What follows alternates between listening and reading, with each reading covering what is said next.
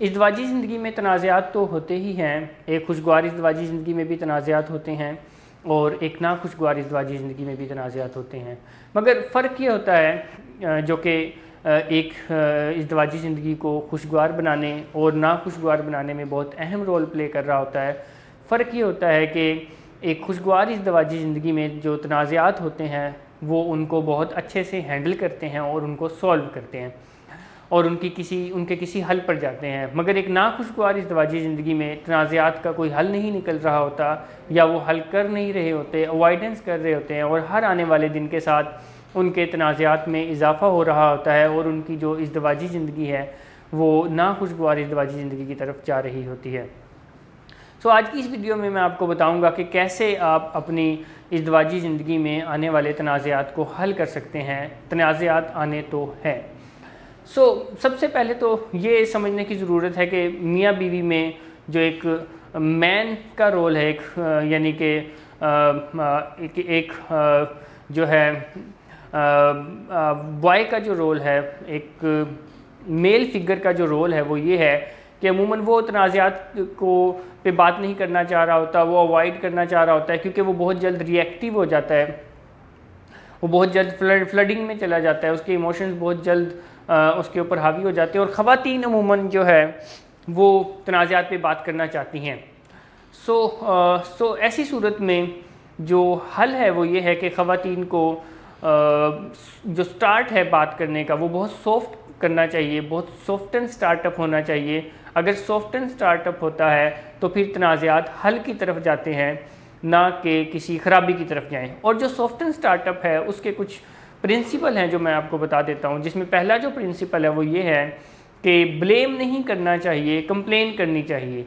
क्योंकि जब आप किसी कॉन्फ्लिक्ट पर बात करने के लिए जाते हैं या आप किसी डिफरेंस पर या किसी तनाज़ा पर बात करते हैं और आप स्टार्ट ब्लेम से लेते हैं तो फिर वो जो प्रॉब्लम है वो हल की तरफ जाने के बजाय ख़राबी की तरफ चला जाता है या और एक दो तनाज़ात क्रिएट कर देता है और एक दो कॉन्फ्लिक्ट क्रिएट कर देता है। और हमेशा जैसे ही आप उनसे उस डिफरेंस पे बात करने के लिए जाते हैं तो आई स्टेटमेंट में बात करें, यू स्टेटमेंट में बात नहीं करनी चाहिए। आई स्टेटमेंट और यू स्टेटमेंट में जो फ़र्क है वो ये है कि आई स्टेटमेंट में आप सिर्फ अपनी बात करते हैं, आप अपना जो आपके साथ हो रहा है उसको एक्सप्लेन करते हैं, आप जजमेंटल नहीं होते, आप इवैल्यूएट नहीं करते कि ये हो रहा है तो क्यों हो रहा है, इसके पीछे क्या वजह है, इसके पीछे मुझे हर्ट करना वजह है। यानी आप कोई भी इवैल्यूएट नहीं करते, बल्कि आप आई स्टेटमेंट में बात करते हुए जो हो रहा है उसको एक्सप्लेन करते हैं। और आप जो पॉजिटिव आउटकम चाहते हैं, जो आपकी एक मस्बत ज़रूरत है, आप उसके बारे में बिल्कुल क्लियर होते हैं कि मुझे मेरी ये ज़रूरत है, ये एक पॉजिटिव आउटकम मैं चाहता या चाहती हूँ। और आप पोलाइट रहते हैं, अप्रिशिएट कर रहे होते हैं। ये कुछ प्रिंसिपल्स हैं जो एक स्टार्टअप को सॉफ्ट एंड स्टार्टअप्स बनाते हैं। यानी आप जो स्टार्ट लेते हैं किसी भी कॉन्फ्लिक्ट पर बात करने के लिए वो ऐसा होना चाहिए और ये उस कॉन्फ्लिक्ट को रिजॉल्व होने की तरफ ले जाने में काफ़ी ज़्यादा रोल प्ले करता है। क्योंकि अगर आपका स्टार्टअप ही हार्श हो जाए, आप स्टार्ट ही ब्लेम से करें, आप स्टार्ट ही जजमेंटल होके करें, आप स्टार्ट ही यू लैंग्वेज से करें, तो वो कॉन्फ्लिक्ट आगे चल के फिर मैनेज होना बहुत मुश्किल हो जाता है। और बहुत दफ़ा ऐसा ही होता है कि फिर वो मैनेज होने की बजाय अनमैनेज रहता है, जो कि एक खुशगवार ज़िंदगी को नाखुशगवार बनाने में बहुत अहम रोल प्ले करता है। दोनों पार्टनर्स में से जो भी कॉन्फ्लिक्ट पर बात करना चाहता है, तहकीक से ये पता चलता है कि अमूमन ख़वातीन कॉन्फ्लिक्ट्स पे बात करने के लिए ज़्यादातर इनिशिएट करती हैं, उनको इनिशिएट करने में कोई हर्डल नहीं होती। इसीलिए उनको स्टार्टअप जो है वो सॉफ्ट एंड करना चाहिए कि ब्लेम नहीं करना चाहिए, कंप्लेन करनी चाहिए, आई स्टेटमेंट में बात करनी चाहिए, बगैर जजमेंटल हुए, बगैर इवैल्यूएट किए जो हो रहा है उस पर बात होनी चाहिए, अपने पॉजिटिव आउटकम के बारे में क्लियर होना चाहिए। दूसरा जो पॉइंट है जो तनाज़ात को हल करने में के लिए बहुत ज़रूरी है कि आपको रिपेयर अटैम्प्ट्स करना आती हों और आप रिपेयर अटैम्प्ट्स करते हों। और इसके बारे में मैंने कुछ दिनों पहले एक वीडियो बनाई थी जो कि मुकम्मल वीडियो रिपेयर अटैम्प्ट्स के बारे में थी कि रिपेयर अटैम्प्ट्स क्या होती हैं और कैसे रिपेयर अटैम्प्ट्स को परफॉर्म किया जाता है। रिपेयर अटैम्प्ट आपको करना आती हों, क्योंकि जब भी तनाज़ात पर बात हो रही होती है तो रिपेयर अटैम्प्ट्स की ज़रूरत होती है। अगर दोनों पार्टनर्स बारी बारी रिपेयर अटैम्प्ट करते हैं, उनको रिपेयर अटैम्प्ट करना आती है, तो वो उस तनाज़े को बहुत अच्छे से हैंडल कर लेते हैं। इसी तरह से एक और पॉइंट है, वो ये है कि जब आप बात करते हैं तनाज़ात में, कुछ नेगेटिव इमोशंस भी आते हैं।